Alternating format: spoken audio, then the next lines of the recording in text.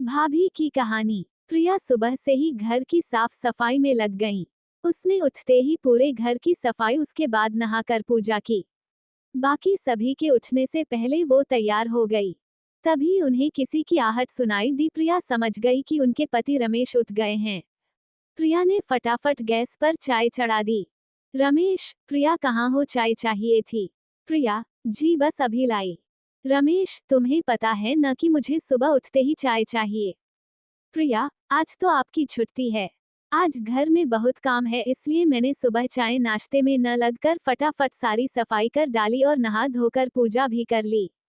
रमेश, ठीक है, पर चाय तो कम से कम बना ही सकती थी। चलो अब बताओ, मार्केट से क्या लाना है।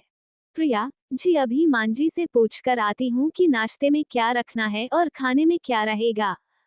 प्रिया फटाफट चाय लेकर सुधा जी के कमरे में पहुंच गई। जाते हैं उनके पैर छुए और कहा, प्रिया, मांझी मेहमानों को नाश्ते में और खाने में क्या देना है। ये मार्केट जा रहे हैं तो मैं सामान मंगा लेती। सुधा जी, बहू, नाश्ते और खाने की पूरी लिस्ट मैंने कल रात को बना ली थी। ये रमेश को दे देना और हाँ, तुम अपना काम खत्म करके रश्मि के साथ ब्यूटी पार्लर चली जाओ। उसे ढंग से तैयार करा लाना। प्रिया ने रमेश को भेज दिया। उसके बाद वह रश्मि को जगाने गई। प्रिया, उठो दीदी, अभी तक सो रही हो, लड़के वाले आते ही होंगे। रश्मि, क्या भाभी, अभी तो बहुत टाइम है। वैसे भी ये नुमाइश मुझे बहुत बुरी लगती है। प्रिया, ये तो हर लड़की को सहना ही पड़ता है। चलो फटाफट चाय पीकर तैयार हो जाओ, ब्यूटी पार्लर जाना है। दोपहर के समय लड़के वाले आ गए।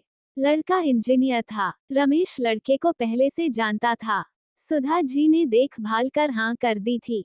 सुधा जी किचन में गईं और प्रिया से पूछा, सुधा जी, बहुत तुम्हें लड़का कैसा लगा।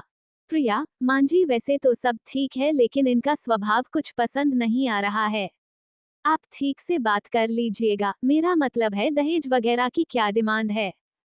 सुधा जी, बात तो रमेश ने पहले ही कर रखी है। ये कह रहे हैं कि कुछ नहीं चाहिए, जो चाहे अपनी लड़की को दे देना। प्रिया, चलिए मांझी, वहीं देखते हैं क्या बात हो रही है। लड़के के पिता, जी आपकी लड़की हमें पसंद है। आप बताइए। रमेश, हमें भी आपका लड़का पसंद है। हम शादी का मुहूर्त निकालकर आपको खबर कर देंगे। प्रिया, अंकल जी बुरा ना माने तो एक बात पूछें। प्रिया, आपकी कोई डिमांड हो तो अभी बता दीजिए। पिता, नहीं बेटा, हमें कुछ नहीं चाहिए। बाकी आप समझदार हैं, जो चाहे अपनी बेटी को दे दीजिएगा। प्रिया, जी हम तो 1 रुपये की शादी करना चाहते हैं। रमेश, चुप रहो, ये क्या बोल रही हूँ। सुधा जी, बहू ये क्या कर रही हो, सारी बनी बनाई बात बिगड़ जाएगी। पिता, यह क्या मजाक है, भला आज के जमाने में 1 रुपये में शादी होती है कहीं। प्रिया, यही तो मैं जानना चाहती हूँ अंकल जी, क्या चाहिए आपको। रमेश खड़े होकर प्रिया को पकड़कर अंदर ले जाता है। रमेश, ये क्या बकवास कर रही हूँ। प्रिया, तुम्हें नहीं पता, आजकल ऐसे ही कहते हैं हमें कुछ नहीं चाहिए, फिर धीरे धीरे इनकी डिमांड शुरू हो जाएगी। मेरी बात माने तो ये रिश्ता मत कीजिए। तभी सुधा जी अंदर आती हैं। सुधा जी, रमेश इसे चुप कराओ, बड़ी मुश्किल से एक रिश्ता मिला है, उसे भी ये बर्बाद कर देगी। रमेश उसे डांटकर चुप रहने को कहता है। रिश्ता पक्का हो जाता है। 4 महीने बाद शादी का मुहूर्त निकलता है। एक दिन रमेश सुबह काम पर जाने के लिए तैयार हो रहा था। तभी लड़के के पिता का फोन आ जाता है। पिता, बेटा, हम ये जानना चाह रहे हैं कि आप लोगों का क्या बजट है शादी का। रमेश, जी आप चिंता न करें, हम ठीक ठाक शादी कर देंगे। पिता, नहीं, मैं सोच रहा था दहेज में एक गाड़ी आप अपनी बहन को देते तो अच्छा रहता। रमेश, लेकिन आपने तो पहले कहा था कि कुछ नहीं चाहिए। पिता, वो तो सब कहते हैं, लेकिन कुछ तो तुमने भी सोचा होगा। एक काम करो, तुम अगर छोटी गाड़ी देना चाहते हो तो हम कुछ बाराती कम ले आएंगे, उससे जो पैसे बचे उससे बड़ी गाड़ी दे देना। उनसे बात करने के बाद रमेश सारी बात मां को बताता है। सुधा जी, शायद उस दिन प्रिया सही कह रही थी। इंसान को पहचानने की अक्ल हमसे ज्यादा उसमें है। ठीक है, ये पहली डिमांड है, पूरी कर देते हैं, आगे से ध्यान रखेंगे। लेकिन बात यही नहीं रुकी। जैसे जैसे शादी का दिन नजदीक आता जा रहा था, उनकी डिमांड बढ़ती जा रही थी। रमेश एक दिन घर पर बैठा था। सुधा जी, बेटा क्या बात है, लड़के वालों ने फिर कोई डिमांड रख दी?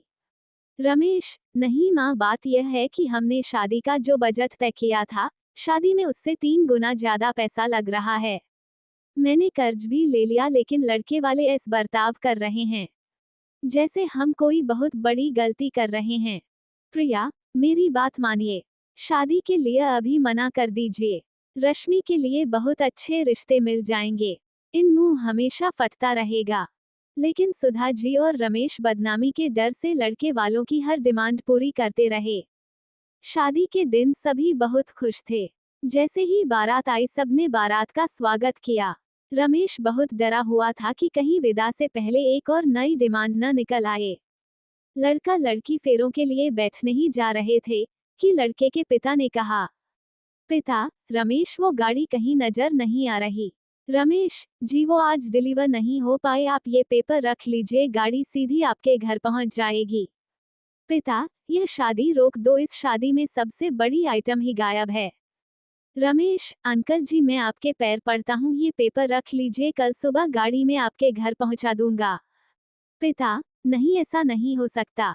सुधा जी और रश्मि रो रही थीं। इधर रमेश परेशान था कि क्या करे। तभी प्रिया सामने आई। प्रिया, अंकल जी गाड़ी आ गई, वो देखिए। तभी सामने पुलिस की गाड़ी आकर रुकी, उसे देखकर लड़के के पिता डर गए। पिता, कोई बात नहीं, घर की बात है, गाड़ी कल भेज देना। प्रिया, नहीं, अब यह शादी नहीं होगी। रमेश, प्रिया तुम सही कह रही थी, ये लालची लोग कल मेरी बहन को मार देते। पुलिस ने दहेज के इल्जाम में बाप बेटे को अरेस्ट कर लिया। इस तरह एक भाभी ने अपनी नंद को बचा लिया। अमित और कविता भाई बहन थे।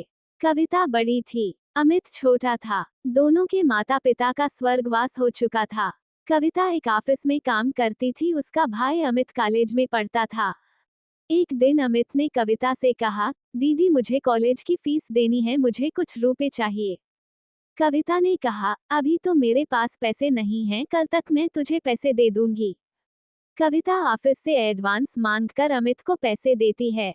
वह अपने भाई को अफसर बनाना चाहती थी, इसलिए वह दिन में ऑफिस में काम करती थी और शाम एक घर में काम करती थी। कुछ दिन बाद अमित की पढ़ाई पूरी हो गई। एक दिन अमित ने घर आकर कविता को बताया, दीदी मुझे बहुत बड़ी कंपनी में मैनेजर की नौकरी मिल गई, अब तुम काम करने नहीं जाओगी। ये कहकर वह जिद करने लगा। हार कर कविता मान गई और उसने काम करना छोड़ दिया। अब वह केवल घर संभालती थी।